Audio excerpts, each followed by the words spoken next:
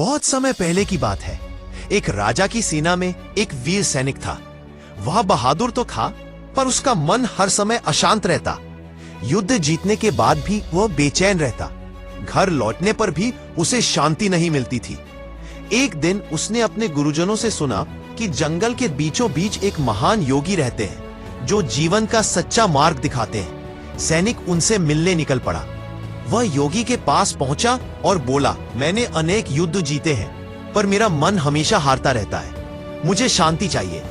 योगी मुस्कुराए और बोले, बेटा, शांति बाहर की जीत से नहीं, भीतर की साधना से मिलती है। आओ, मैं तुम्हें भारत के शाश्वत सिद्धांत समझाता हूं। पहला सिद्धांत, धर्म। योगी बोले, धर्म केवल पूजा पाठ नहीं है। धर्म का अर्थ है सही काम करना, अपने कर्तव्य का पालन करना।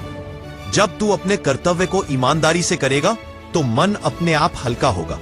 सैनिक ने सोचा, मैंने कई बार युद्ध में बिना सोचे समझे निर्दोषों को चोट पहुंचाई। शायद यही मेरी बेचैनी का कारण है। दूसरा सिद्धांत, अहिंसा। योगी ने कहा, सच्चा वीर है जो कमजोर को सताता नहीं, बल्कि उसकी रक्षा कर पाए। तलवार से बड़ा बल है दया और करुणा। बहन को लगा जैसे उसके हृदय से बोझ उतरने लगा हो। तीसरा सिद्धांत, योग और ध्यान। योगी ने सैनिक को प्राणायाम और ध्यान करना सिखाया। जब तू श्वास को नियंत्रित करेगा, मन स्थिर होगा। जब मन स्थिर होगा तो तू स्वयं को पहचान पाएगा। सैनिक ने पहली बार अपने भीतर एक अजीब सी शांति महसूस की। चौथा सिद्धांत, आत्मज्ञान। योगी ने कहा, सबसे बड़ी विजय है स्वयं पर विजय। तू अपने क्रोध, लालच और अहंकार को जीत ले तो पूरी दुनिया तेरे चरणों में होगी। सैनिक की आंखें भर आईं। उसने समझ लिया कि सच्चा युद्ध बाहर के मैदान में नहीं, बल्कि अपने मन के भीतर होता है। अंत।